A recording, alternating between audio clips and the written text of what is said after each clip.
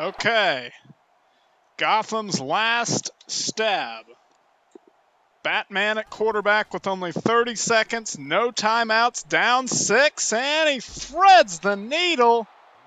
No, it's dropped.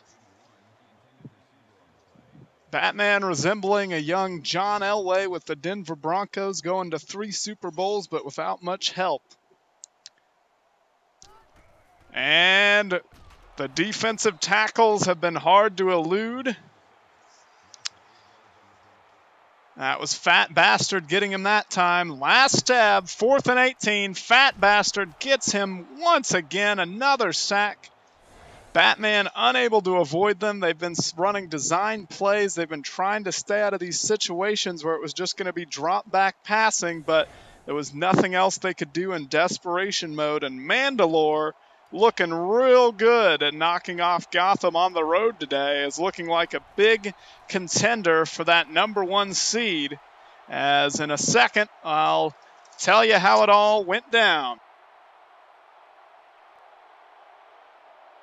All right, here we are, taking you through how it happened with Mandalore knocking off another high-profile opponent, or at least I would like to consider them that, in Gotham. So Mandalore started off with the ball. Gandalf looking real sharp, passing it all over the place to Hayes, strong bad. A sack, though, takes them out of contention on that first drive. Both Andre the Giant and his partners in crime there swooping in to make the play. So then moving along now, Gotham took the football. Batman with a little success early as he looked to become the first to affect, besides mobile in their running game, to effectively outmaneuver those defensive tackles. He couldn't the first drive. Gandalf with this nice pass to John McClane for 23 yards and trying to move the ball down the field on the nice drive. There it is. Nice play right in the window. But then Bret Hart loses 4. The drive bogs down, and Rouse misses the field goal. Gotham coming back the other way. A 19-yard rush by Batman to convert the 3rd and 2 on the option. Just outrunning the defense, looking pretty good. Jackson getting in on it. He passes to Rooney. Jackson then a couple times, but the drive stalls, and they settle for a field goal at the beginning of the quarter to tie it at 3. Mandalore taking back over, Gandalf hitting John Rambo, then Gandalf on this play, hitting Bret the Hitman Hart. You'll see this nice route by the Hitman over the middle. The coverage just no match for these receivers. Those D tackles do it all by themselves on the defense, and then with all those other picks being spent on the receivers, they're really hard to stop. The touchdown was to Rambo.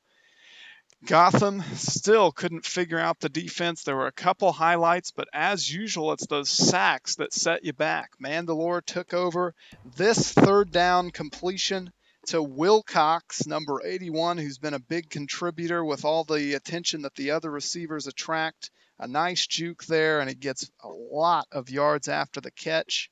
Gotham loaded up to blitz on 3rd and 2.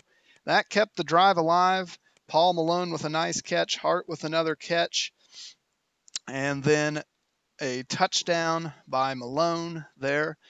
Made it 17-3, Mandalore at the break, and it looked pretty desperate for Gotham.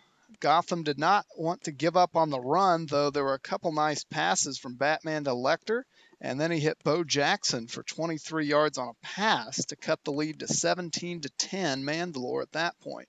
Gandalf, though, goes back into Peyton Manning mode, throwing it all over the field before the drive would stall on a lost draw play. Gotham with the ball back, a chance to tie.